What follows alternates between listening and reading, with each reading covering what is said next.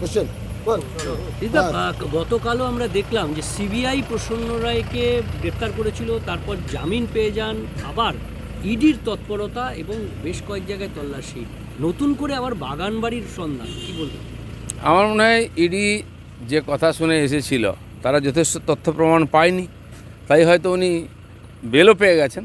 কিন্তু তাদের সন্দেহ আছে যে কিছু গণ্ডগোল আছে, তারা আবার তদন্ত করছেন। কারণ এই জালটা এত বড়, কে যুক্ত কে নয়, কে জানা অজানায় অজান্তে অনেকে যুক্ত হয়ে গেছে, কেউ হয়তো সুবিধা নিয়েছে, কেউ সুবিধা নেয়নি, এইভাবেই আর বিরাট বিস্তার হয়েছে। তো তারা তার কিনারা খোঁজার চেষ্টা করছে। সম্প্রীতি সংহতির মিছিলে অবশেষে অনুমতি আদালতের, একই দিনে রাম মন্দিরের বিভিন্ন জায়গায় অনুষ্ঠান রয়েছে, তারপর এই তৃণমূলের মিছিল। দেখুন, সংহতি যদি মিছিল করতে হয় আগে টিএমসির মধ্যে সংহতি করুন। আর এই যে সংহতির নামে হিন্দু বিরোধীদের একট্টা করা, আমার তো মনে হয় না কোনো হিন্দু এই সংহতি মিছিলে যাবে। যার শরীরে কমপক্ষে হিন্দুর রক্ত আছে সে রামের বিরুদ্ধে যাবে না। কিছু হারামখোর যাবে, যারা টিএমসির উচ্ছিষ্ট ভোজী, তারা এই করে খাচ্ছে আর দাপিয়ে বেড়াচ্ছে, এই যত অপরাধের সঙ্গে যুক্ত সেই ধরনের কিছু লোক যাবে। আর যারা সিএ হওয়ার পরে, পার্লামেন্টে পাশ হওয়ার পরে সারা পশ্চিমবাংলায় আগুন লাগিয়েছিল, ট্রেন বাস জ্বালিয়েছিল, স্টেশন জ্বালিয়েছিল, রেললাইন উপড়ে ফেলেছিল, সেই সমস্ত রাষ্ট্রবিরোধীদের নিয়ে এখানে আর মিছিল হবে রামের বিরুদ্ধে। আবার যেখানে 21শে জুলাইয়ের সভা হয় সেখানে অনুমতি আদালত থেকে নিতে হলো আইএসএফকে, কী বল? না, সবাইকে আদালতেই যেতে হয়, কারণ সরকার বলে কিছু নাই তো এখানে। সরকারটা কোথায় আছে আমরা তো খুঁজে পাচ্ছি না। তো সরকারের মন্ত্রী নেতা নিজেরা ফাইটিং করছেন নিজেদের মধ্যে, তো অনুমতি কে দেবে? পুলিশ কোথায়? পুলিশ তো টাকা তুলতে, চাঁদা তুলতে, আর পুলিশের অফিসাররা তারাই পুজো উদ্বোধন করছেন, তারাই ক্লাব চালাচ্ছেন, তারাই ফুটবল খেলা করছেন। তো প্রশাসন কে চালাবে? তো কোর্টই আছে।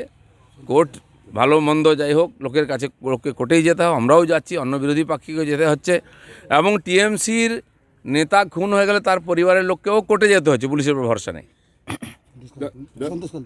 নৈরাজ্য কিংবা ভিড়তন্ত্র নয়, আইনের শাসন প্রতিষ্ঠা করা উচিত রাষ্ট্রের। সন্দেশখালী কাণ্ডে রাজধর্ম মনে করলো হাইকোর্ট, খারিজ শাসক।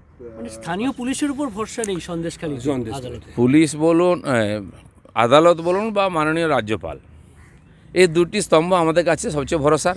মানুষ ঝামেলায় পড়লে, সমস্যায় পড়লে পুলিশের কাছে যায় না, আদালতে যায়, আর না হলে গভর্নরের কাছে যায়। রাজনৈতিক পার্টিগুলোও গভর্নরের কাছে যাচ্ছে, কারণ আর কারোর কাছে কোনো আশা নেই। তো সেই জন্য আর বারবার তারা কানমলা দিচ্ছেন, কেউ ভালোভাবে চিঠি লিখে মনে করে দিচ্ছেন সরকারকে রাজধর্ম বা তাদের দায়িত্ব। কিন্তু সরকার আছে তো কোথায়? সে তো কমাতে চলে গেছে।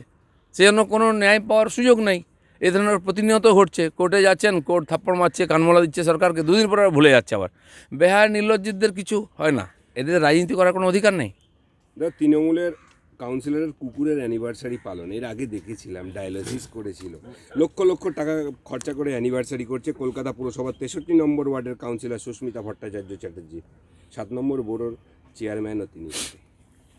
কালকে আমাদের মুখ্যমন্ত্রী হেমন্ত দা বলছিলেন তিনি কেন কংগ্রেস ছেড়েছেন। একটা ভিডিও দেখছিলাম যে রাহুল গান্ধীর একটা কুকুর আছে, কিছু একটা নাম ইডি ফিডি রেখেছে বলে, তার বাড়িতে গেলে রাহুল গান্ধী আমাদের সঙ্গে খেতেন না, সামনে বিস্কুট দিয়ে তো কুকুরটা খেত আর আমরা খেতাম। তো তাদের স্ট্যাটাস কুকুরের অনেক উঁচু। আর পশ্চিমবাংলায় আমাদের দেখেছি ঐতিহাসিক ঘটনা আছে, জমিদারের বউরা পুতুলের বিয়ে দিত, লক্ষ লক্ষ টাকা খরচা করে লোককে খাওয়াতো। এখন কেউ কুকুরের ডায়ালিসিস করছে, কেউ কুকুরের বার্থডে পালন করছে। আপনার আমার টাকায়, হারামের টাকায়, লুটের টাকায় কুকুরের জন্মদিন হয়, ভূতের শ্রাদ্ধ হয়। গরিব মানুষ বাড়ি পায় না, গরিব মানুষ গ্যাস পায় না, গরিব মানুষ শৌচালয় পায় না, কৃষক সম্মান নিধি পায় না, সেই টাকায় আর কুকুরের জন্মদিন পালন হয়।